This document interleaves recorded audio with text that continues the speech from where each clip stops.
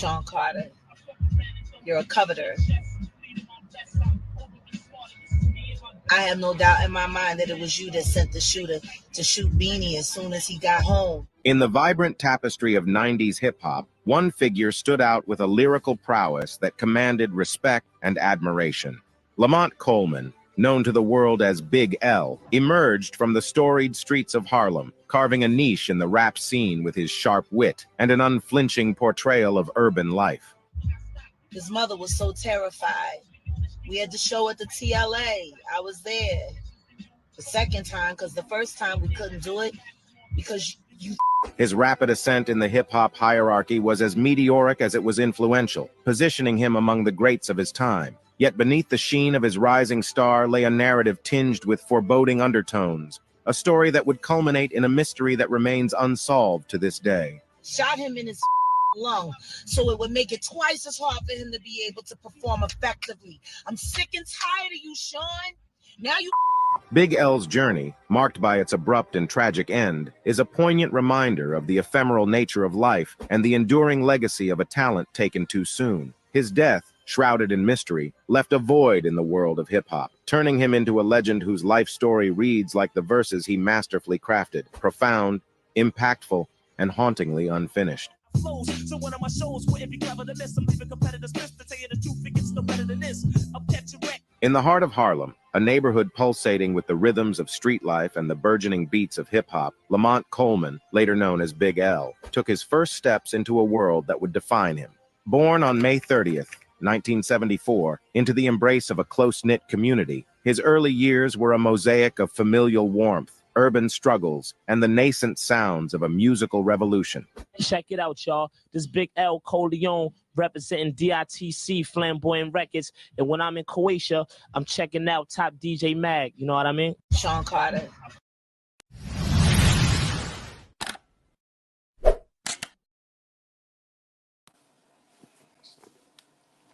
Salute and welcome to class, guys. How y'all feeling? Today we're gonna talk about why Jay-Z had nothing to do with Big L murder, guys. Now I know y'all saw in the intro, y'all saw Jaguar, right? That's her name. And this lady been on a witch hunt. She been on a witch hunt to get self-deleted. Like, you know, you ever seen people that want the police to do it to them, so they act like they can't hear and they act like they can't follow instructions? That's what Jaguar Wright running around here doing. She act like she on some type of drug at this point. And guys, I'm not gonna say that some of the information, like she might not have no juice. I'm not saying she don't have any juice, but this juice ain't it. The juice that she's trying to produce here is not truthful, and you should never bear false witness on your neighbor, and you should definitely never put your neighbor's name in anything such as a murder like this. That's crazy, guys. But in any event, guys, we here, and Big L's one of my favorites. Big L's definitely one of my favorites. Yeah, I know I'm from Harlem, you know what I mean? I'm from Harlem, so he's one of the hometown heroes, one of the hometown legends. You know what I mean, guys? I grew up following him. Loved him to death. A lot of people told me I look like him, guys. A lot of people say, hey, you look like Big L. So that kind of was scary. My whole life walking around Harlem, hearing that I look like somebody that was indulged in a lot of controversy.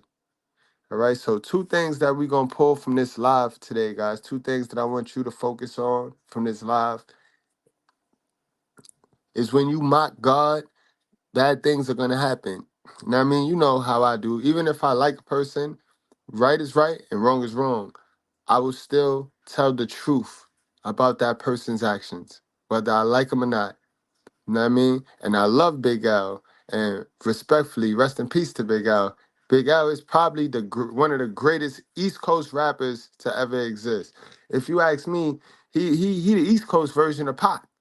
And had they let that man grow and bloom, he probably would have had just as many songs as Pac, and it would have been a great. I would have loved to see them two battle, Pac versus Big L. Now that's some stuff right there. Also, guys, what we're gonna pull from here is everybody can't go with you. Everybody cannot go with you. Say it with me. Everybody is not going to be able to go, guys. See, Big L had a big old heart. Big L had a big old heart, gigantic heart, and he always wanted everybody to rock with and come. He wanted to always bring the home team. He had that old Harlem, soul. You know what I mean? Because back in the days, Harlem was about son. Harlem was a stick together. But what I also noticed, and guys, keep in mind, I'm from Harlem. I'm from 117 from Madison, so I know if anybody know the atmosphere and the environment about Harlem, it's gonna be me. And one thing I noticed, bro, niggas root for each other when another outside borough come in there. Nobody could come in Harlem and stunt. But boy, when it ain't no outside boroughs like Brooklyn or the Bronx trying to come in there and stunt, man, they get shiesty on one another.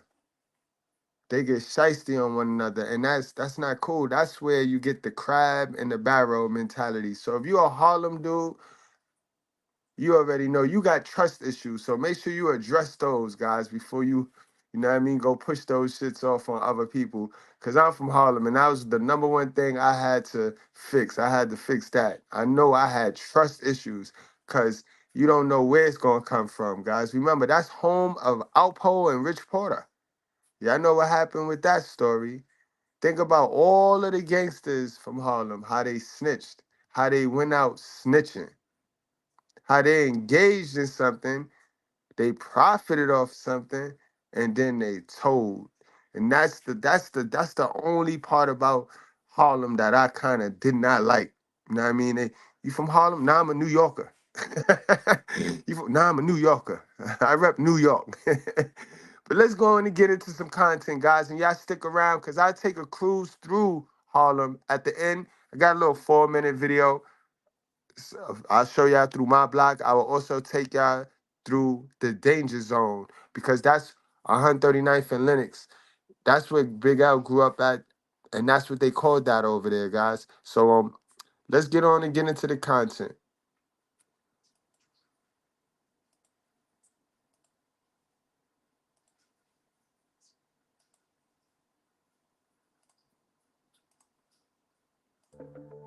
In the 1990s, rapper Big L was a force to be reckoned with. Nas was scared by how good he was. Jay-Z was unable to beat him in a rap battle. And he's considered one of the greatest lyricists of that era. But with so much potential, Big L was shot dead in his own neighborhood, a murder which remains unsolved till this day. Big L grew up in the area of 139th Street and Lenox in Harlem, New York. Big L's brother Don claimed that it was a rough area at that time, but apparently their mother was involved in unlicensed gambling, and this gave them enough money to get by. In an interview with Complex, Don said, "We were struggling just like everybody else, but my mom's was doing what she was doing in the street. She was running numbers, she was doing her thing, so we had a lot of nice things." A childhood friend named Jules claimed that Big L's older brother Lee was a feared person in the neighborhood, so Big L enjoyed a level of protection by virtue of being his younger brother. Yo, this is crazy. This is a monumental picture right here, guys. Monumental picture right here. Y'all see this in all of the little documentaries and all of the little movies. You know what I mean? That's the Queens and Harlem merge right there. Jules said, "Lee was the most notable scary guy amongst groups of scary guys. You know how your brother or your dad is your first superhero? So if everybody in the neighborhood is in awe of your big brother, you become in awe. You feel like you're part of the privileged class because this is my big brother, this is my house." In 1985, Don got 2 tickets to see Run DMC as part of their King of Rock tour. However, the friend he had asked to go with him bailed, and he had nobody to go with.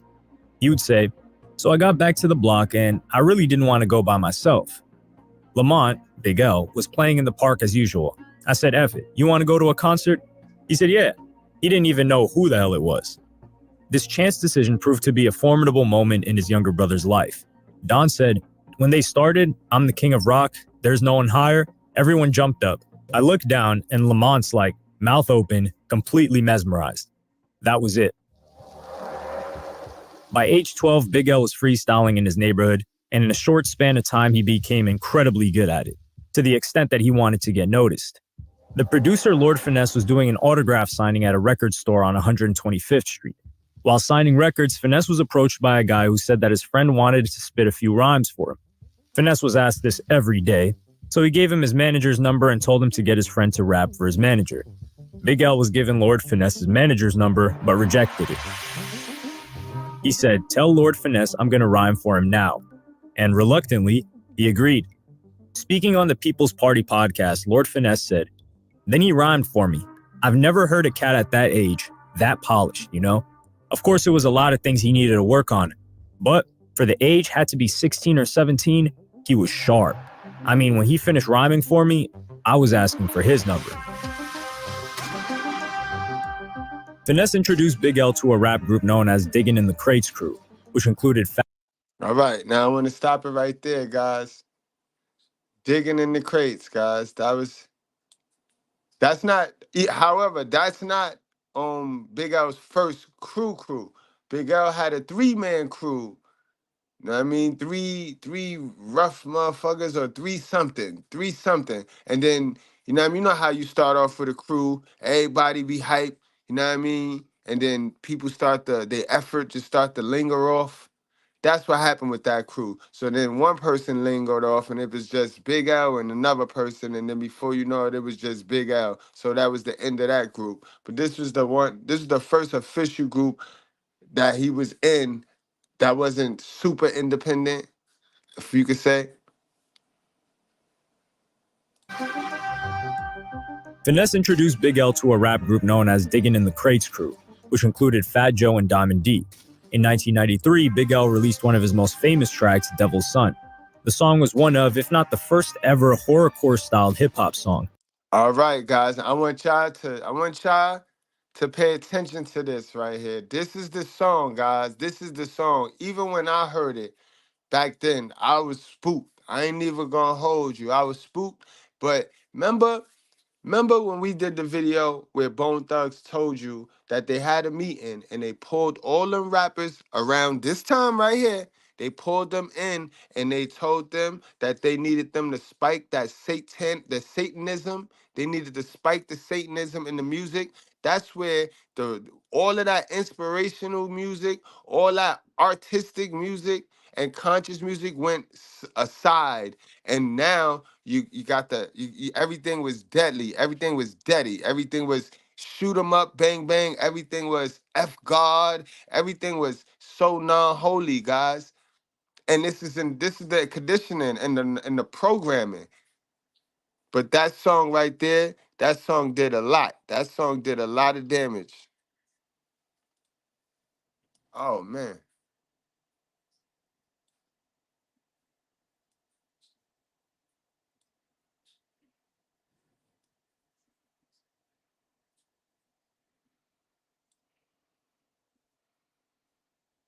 We still on Digging in the Crates. Let me go back.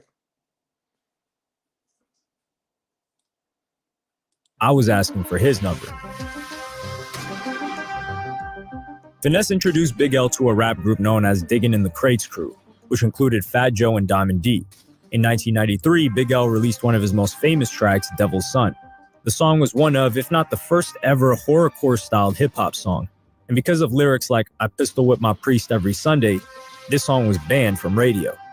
When asked about this song, Big L said, "I've always been a fan of horror flicks. Plus, the things I see in Harlem are very scary, so I just put it all together in a rhyme." And that same year, he signed to Columbia Records. And you see, guys, you see how they signed them for that, though. They signed them from that. They didn't want to play his song on the radio. They didn't want to give him no bread for his create, but they say, yo, we assign you, though. How you get signed off of that? Guys, let me play you the lyrics. I ain't gonna play you the lyrics, but this is the lyrics to that song, guys. And this is what I mean by when Jagger Wright sit there and try to stick Jay-Z name on some shit, that's worldly. That's not right. That's wrong. If you ask me, knowing what I know, and in my opinion, this was a spiritual sacrifice. You don't play with God, guys. Look at this. Look, this is the song, guys. This is a clip from the song, guys. Enemies be ducking, enemies be bucking quick. My moms know who who I am because she know who she was fucking with. Red pill like a motherfucker. Salute to Big L. Oh, my skull. On my skull, 666, no tricks. When I catch fits, my moms pick up the crucifix. And I kill chumps for the cheapest price. I'm rolling with Satan, not Jesus Christ. Wow. Enemies, I got several done. Big L, straight from hell, the mother effing devil's son. You see, and we yell, when we little guys, we just sitting there, we just sitting there thinking the shit is okay and it's all good. This shit is poisoning us though. This shit getting us to operate on frequencies we don't need to be operating on, guys. But that song, in my opinion, right there is what sealed the man fate. And the fact that the industry jumped on him and wanted to sign him. You know, guys, that in fact, the sample that they put in that song, there's a sample of Nas, who was also one of his label mates, because that's the label who signed him. So clearly they were signing any black man that could disrespect God or any black man that could just talk dumb. So they had Nas, right? And I'm not taking no credit from Nas. I'm not saying Nas not nice. That's not what I'm saying. I'm saying the message that Nas putting out. They took a sample from Nas, I punched Jesus in the face. When Nas said that shit, that's the line that got Nas signed. Y'all go do y'all homework now. Y'all go do y'all homework. That's the line that go type in what's the line that got Nas a deal with Columbia. You know what I mean? And you can't play with these things, guys. Sadly, a number of musicians over the years have exploited these symbols in their music videos, often in a manner that is irreverent and mocking. You see, all these famous people, all of them have marked Jesus on the cross in one way or another. Check this out. This is Tupac. This is the Baby. This is Madonna.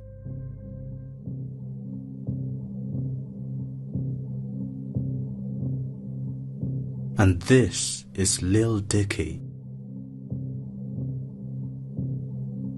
Galatians 6 verse 7 tells us, "Do not be deceived. God is not mocked. For whatever one sows, that will he also reap." The consequences of mocking God are real and inevitable. And that's a fact, guys. And I'm not here to spook y'all. Y'all know it's the truth for proof. Let's proceed. But even by this time, Big L didn't even have a demo tape. So once again, he just rapped right in front of their A&R guy, Kurt Woodley, and got signed. So Crazy Tim and the street guy named iGod, they kept saying, "Kurt, I've got this kid. He's off the hook, man." They brought him up and he was real young at the time. I was like, this kid looks like he's about 15 years old. He just started to rap. I thought the kid's metaphors and flows were incredible. As well as digging in the crates, Big L was also involved in a Harlem hip-hop collective called Children of the Corn with Cameron, Mace, Bloodshed, and McGruff. And that's true too, guys. You see how this is what I mean by the Harlem was always together, like teams and groups, and you know what I mean. Hey, we saw Wu-Tang, so we wanted that Wu-Tang. We wanted that Wu-Tang Clan group from Harlem, though. You know what I mean? Wu-Tang from Staten Island. So everybody wanted to do that Wu-Tang thing. Everybody said, we saw how Wu did it. They all did it. They stuck together. Everybody got money. Granted, hindsight 2020, we didn't understand that, yo, it's 17 niggas splitting 10,000. That's dumb.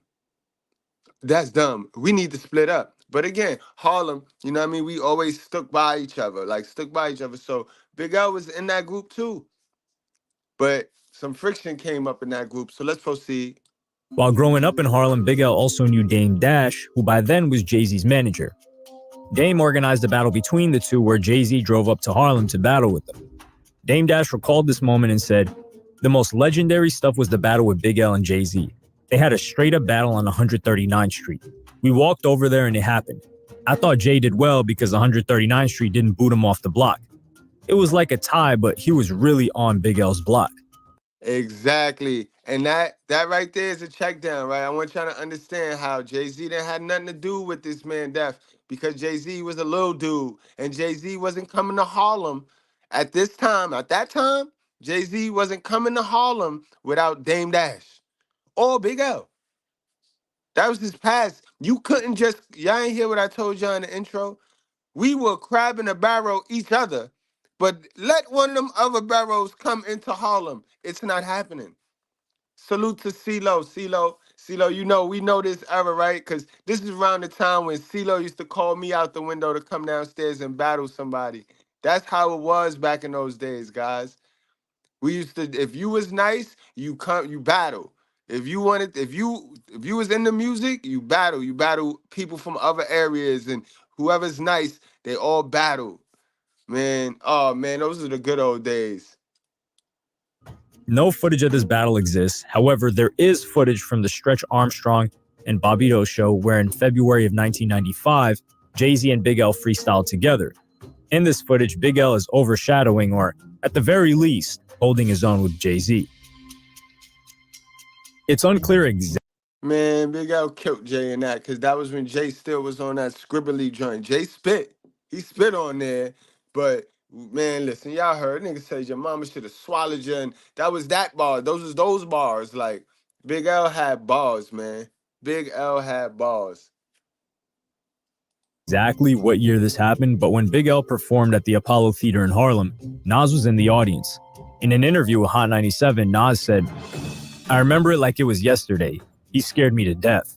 And later, when he heard Big L on... Wow, now that's Nas. Nas was the king of New York. He was also a label mate to Big L, right? So this is why you can't just, no, we gonna let Nas skate under the conspiracy radar. Nobody mentions how Nas was on the same label as this man. So we all talk about how Jay-Z benefited from that man dying. Shit, if you ask me, who could peek in on that man rap book and knew what was coming? You know what I mean? But I'm not one to bear false witness on no man. But it's that real. Big L was that real, bro. He had that much respect. Shit, if you ask me, they all grouped up and said, yo, we gotta get this nigga out of here. On record, he thought, yo, it's no way I can compete if this is what I gotta compete with. In March of 1995, Big L released his debut album, Lifestyles of the Poor and Dangerous. And despite being roughly on the same caliber as Jay and being the envy and awe of Nas, the album didn't do well.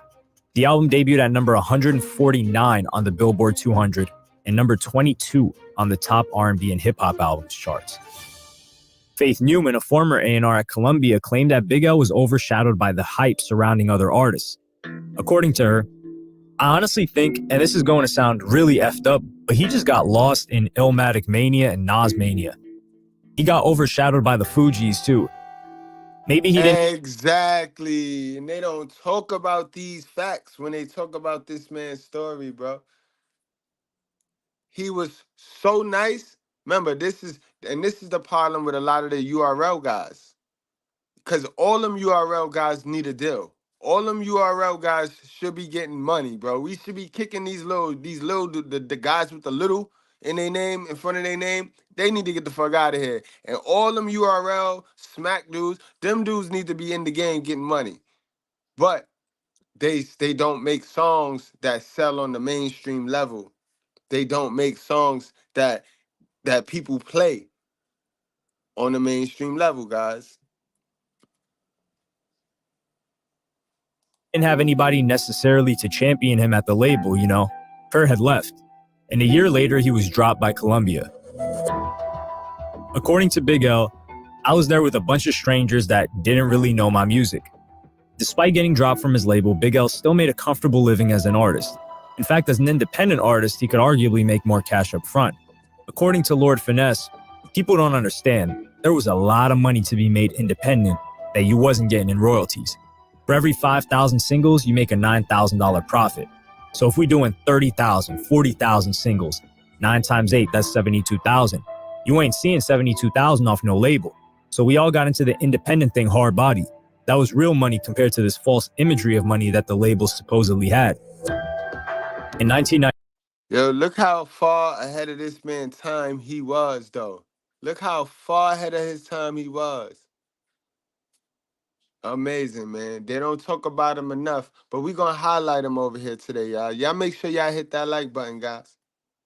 1997, he worked on his next album, The Big Picture, and in 1998, he released one of his most iconic songs, Ebonics. The Source magazine said it was one of the top 5 independent singles of the year, and it also caught the ear of his old friend Dame Dash. By this time, Dash wanted to sign him for his new label, Rockefeller Records, but Big L didn't want to sign individually. He wanted his crew to sign. On February There we go. There we go. This is the Harlem shit where, bro, you sign, bro, and just pull your peoples on, right? Sign and then pull your peoples on. That's how that works, Big L. You don't got to turn down the deal. You would have been signed to Rockefeller right there. You probably could have avoided this whole fiasco with your life, bro. But you got to have this team spirit. You know what I mean? Under the arm like deodorant, this team spirit shit, bro. It's still team if you get in and then pull each other, even if you got to pull them one at a time. It's still team spirit, Big L. Come on, man. And then let's go back to something that was said real quick, guys.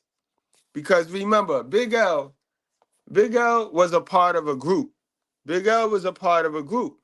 He was a part of Digging in the Crates, and he was a part of Children in the Corn. In the Children in the Corn group, he had Mace, he had Cam, McGruff, and you had the deal first, bro. You had the deal. So why is it that you got mad at Mace when Mace that was the king of New York and he wasn't showing love? Let me play something for you guys, right? Because did y'all know that this is what I mean by Harlem? Yo, when it get boring, when them other barrels ain't creeping in, we are dip set on each other, bro. It's crazy like that. And it's sad. It's sad, but this is why we don't really be getting ahead, yo. When you get a chance to get the fuck out of Harlem, you better do that. Just get out. Get out.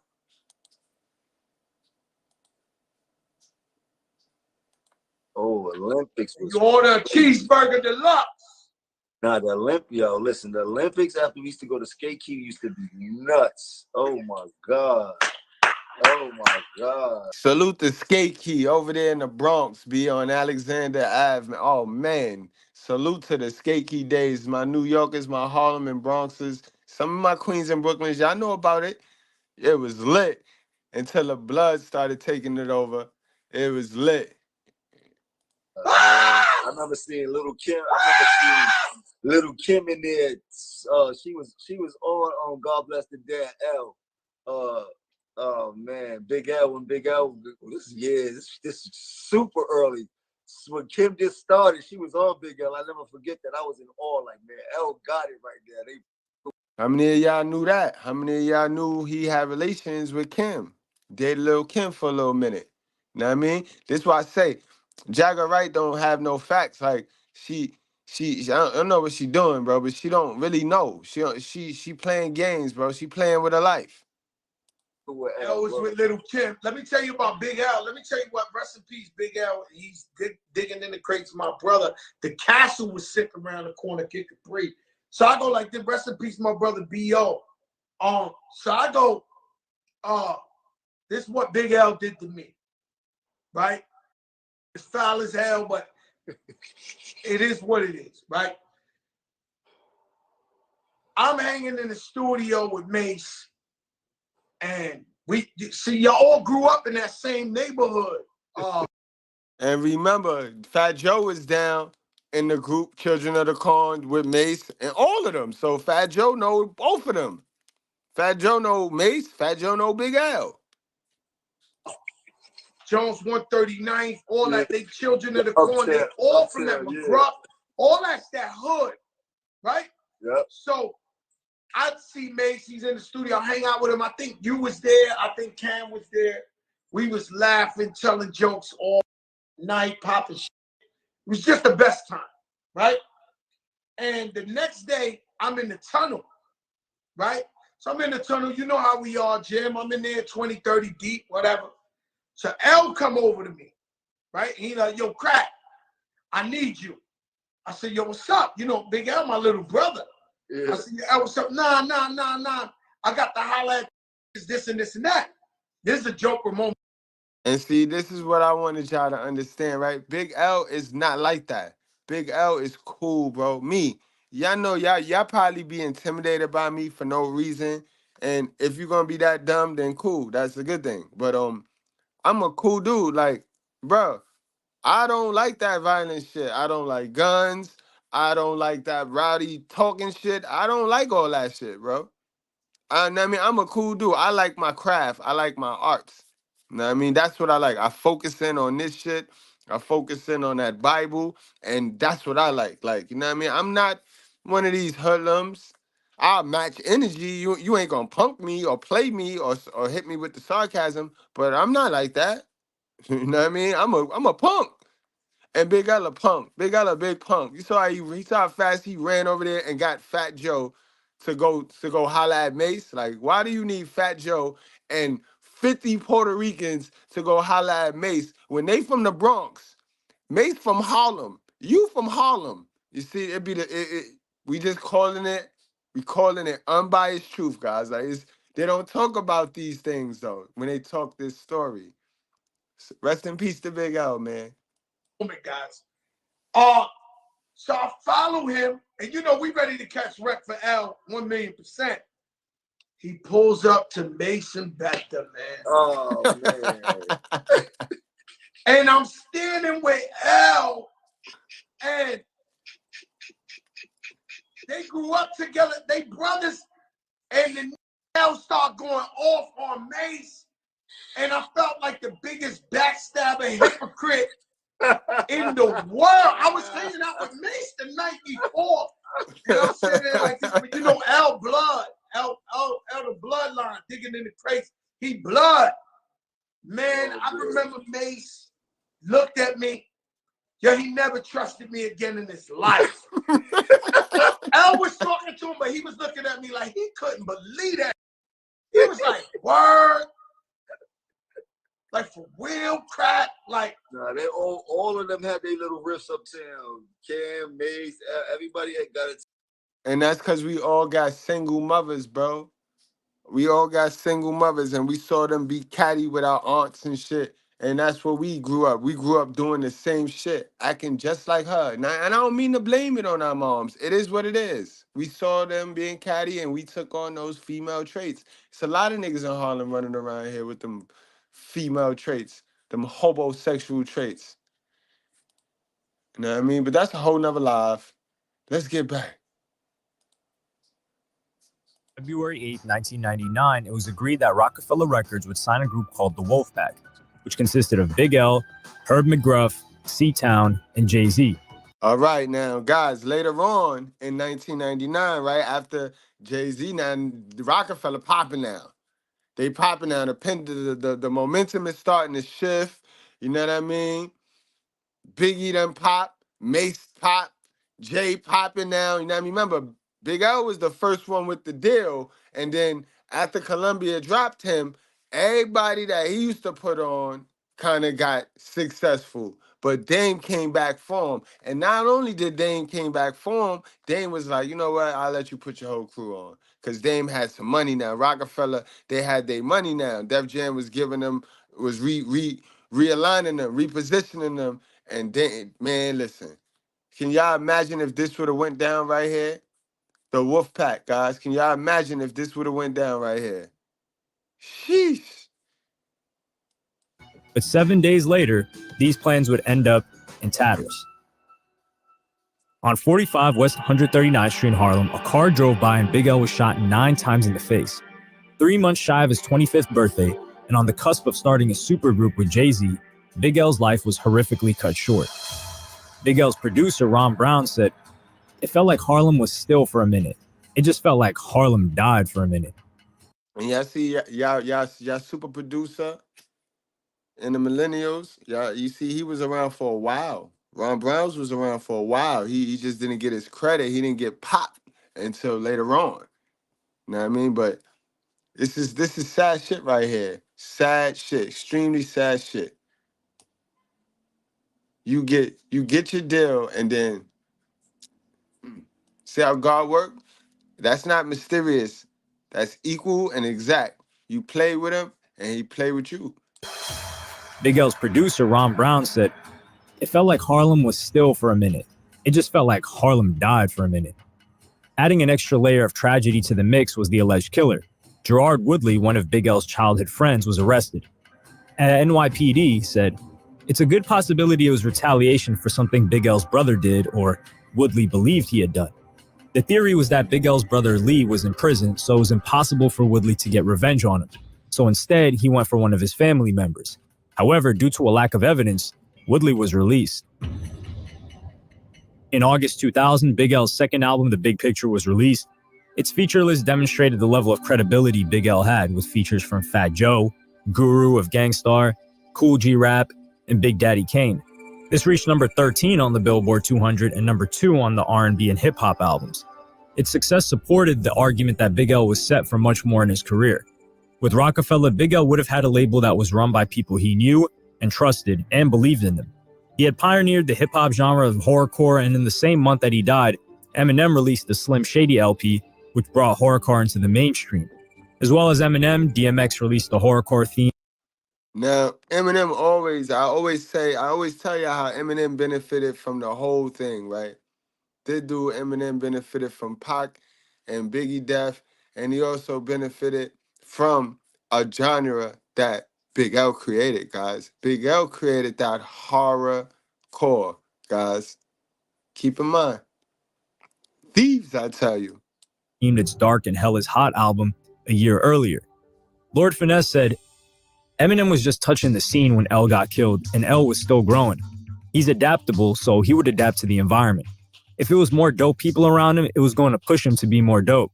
He's one of the greatest. I put him up there with Big. I put him up there with Pun. I definitely put him up there with them in a heartbeat." As the years went on, Big L's death posed two questions. How good would he have become? And secondly, we still didn't know who killed him. In 2016, yet another person was tragically gunned down on 139th Street. The victim was Gerard Woodley. An anonymous source told DNA Info that Woodley did a lot of bad things and someone decided it was time to go. Police also said that he feared his alleged misdeeds would eventually catch up to him. But linking those comments with Big L might be too much of a stretch. This was 17 years after Big L was shot, and Woodley was a suspect in 4 other homicides. According to Complex, investigators believe Woodley's death isn't tied to the murder of Big L, claiming anyone had plenty of opportunities to avenge Big L in the 20 years since the incident happened. Tupac's alleged killer, Orlando Anderson, was killed 2 years after the death of Tupac. If this was in retaliation for Big L's death, they sure waited a long time to get their revenge. You can't rush revenge. I mean, that's one thing about Harlem people. Petty. We will wait. We will wait. We will wait. If it's that serious, we will wait. You know what I mean? But yeah, guys, the killer of this guy, the killer of Big L, ended up getting killed. You know what I mean? And Cameron actually, he shed some light on that situation because Cameron was stuck in the middle right there. Because like I said, they all grew up together. Cameron also caught some heat because Cameron went to that man's funeral. Whoever thought Cam would grow the gross in the millions? 101 West, you should have seen my building. 139 Park, started off as children. Grew up with Big L and the dude supposedly killed him. A week before that, though, Big L had tried to kill him. What was he to do? Please don't get in your feelings. When the time's right, I will tell you about the villains. And everybody dead, so it ain't about squealing. Everybody dead, so it ain't about snitching. You heard what Cam said, and that's exactly what I heard, being from Harlem. I heard, and the story goes, Big L brother, who I got locked up, right? He was messing with a shorty, and Big L's friend, who is Woodley, the guy that ended up killing him, started fucking that girl. And Big L's brother sent the kite from jail. You know what I mean? So niggas' emotions be tied to bitches they can't even touch. They can't even feel. but he sent the kite from jail to have Woodley deleted, right? So the person that got the kite was chilling with Big L. Big L was chilling with the person that had got the kite, and it was spotted with the person that had got the kite while the person was about to execute on that order, because Big L was sent to point out the person because he knew how the person looked. He knew how Woodley looked. Woodley saw that, got out of there, and now use the target too, Big Al. Use the target. And that's what the story was. That's how the story goes. Now, all that shit Jagger Wright be talking about, that's her fantasy, yo. She be smoking crack with no pipe, just her hands, bro. Her hands and a lighter. An anonymous source told Complex that Big L was part of a gang that robbed drug dealers, saying, police believed the rapper would double-cross people he knew by letting the robbery crew know the location of cash-carrying drug dealers primed for a stick-up. But the biggest thing that didn't add up was when Cameron, a friend of Big L, turned up to his alleged killer's funeral. Cameron wasn't secretive about this in any way and posted on social media, "Me and Kev at G Love funeral, RIP 139th Street," and posted, "Another day, another funeral." He also shared a photo of Woodley and L and wrote, "All born on 139th Street, all died on 139th Street. SMH, damn, RIP." A short time later, Cameron released a clip of a new song he was working on, and the lyrics on this were incredibly revealing. He would rap, "Grew up with Big L and the dude who supposedly killed him. A week before that, though, Big L had tried to kill him. What was he to do? Please don't get in your feelings when the time's..." See? You see how the stories match? If Big L was spotted with the person that was trying to kill him, then that match. That shit that Jagger Wright is talking about is crazy. You know what I mean? Where's she from? Right, I'll tell you about these villains.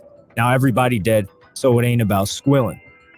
Today, Big L rightfully enjoys a cult following in hip-hop and has received pretty much universal praise from rappers who came up in the 90s. Rappers from the 2010s like Mac Miller and A$AP Rocky, who's also from Harlem, have spoken highly of him as well. Jadakiss on the Drink Champs podcast said that most of his praise came from after he passed away, and the sad reality is that he wasn't appreciated enough in his own time. According to Jadakiss, "I don't like that he gave him his flowers after he was dead, right? They should have gave him them when he was here." Make sure to subscribe for more. And that's a fact, but they never do. They never do. So guys, like I promised, let's take a trip through Harlem, y'all. Let's take a trip through Harlem. And that's the story. Make sure if anybody telling that story, if it don't sound like that, then they lying, bro. They lying. They lying. You know what I mean? It's not good to lie. It's not good to lie. All right, let's take a trip through Harlem, guys. Salute. Hit the music. Give us some music. You know what I mean? Don't forget to hit the like button, guys. But this is the Big Al Memorial on 139th. You know what I mean?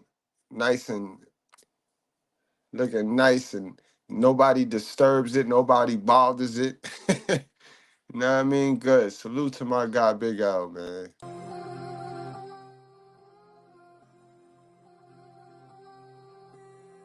Take a trip there on his own. All right, guys. So right now we're gonna jump on the FDR. This is the FDR Drive. This right here connects all of Harlem, connects all of Brooklyn, connects all of the boroughs. So you can go from the Bronx all the way to Brooklyn right here via car. You know what I mean? The FDR Drive, guys. We're about to pass my exit. You know what I mean? If we was coming to check Mr.Goodbread in Harlem, then you gonna get off at 116 El Barrio. You know what I mean? You get off at 116, you drive down. What we doing? We heading down Lenox right now. You see, guys, you see the big buildings? And remember, Harlem is simple. Harlem is avenues straight up and down, streets straight across. You know what I mean? So if I told you to meet me at 116 at Madison and you was at 117 and 3rd Avenue, you'd know how to get there. Real easy, real simple.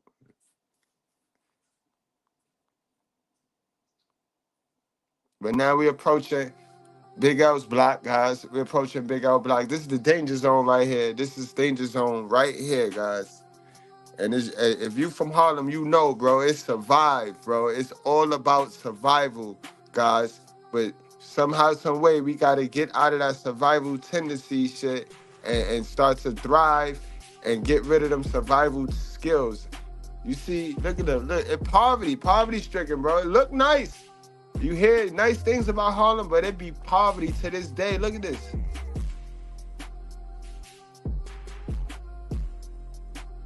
And that's the statue right there. Not the statue, that's the memorial. And this is Big Al. This is where Big Al was from, guys. This is where it went down at.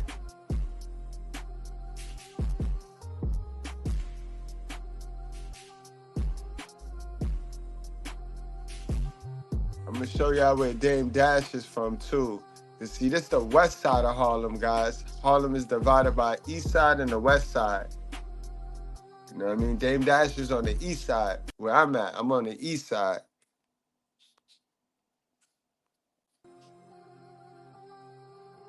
We approaching Harlem Hospital, guys. Damn, that was quick. That was Harlem Hospital that we passed right there. Shit, let me go back, yo. Cause my daughter born in that hospital right there. Got a daughter born in there. Never. That's it right there. That's Harlem Hospital right there. The big tall blue building. Harlem Hospital.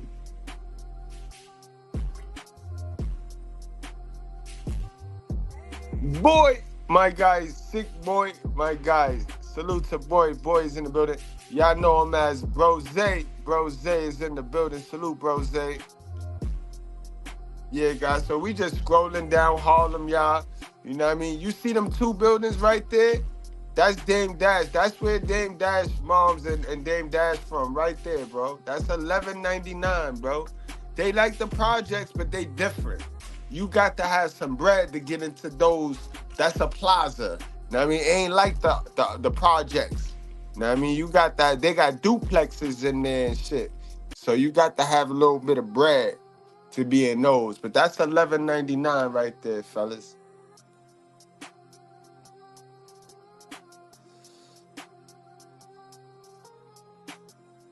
And I ain't gonna hold y'all much longer. It's been a real one, y'all. You know what I mean? This was fun. I had fun talking about this because I lived this. This is me. This is Harlem right here. So, you know what I mean? Y'all wrap up, strap up, drink responsibly. Share this video, man. We need to get the content out there, guys. So share this video.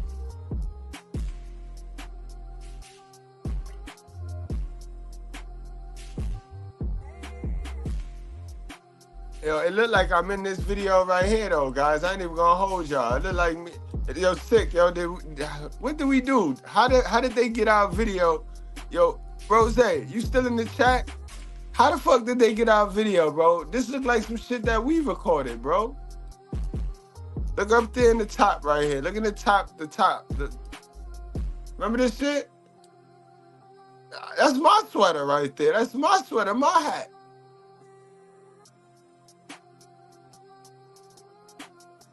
I don't know, man. Shit weird. What's going on?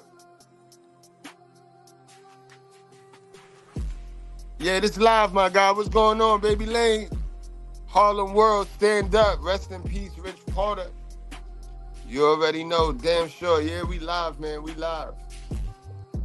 We're about to wrap it on up now. We're about to get on out of here, guys. Y'all catch it on the playback. Like, share, subscribe. You know what I mean? Tell a friend to tell a friend. We out of here.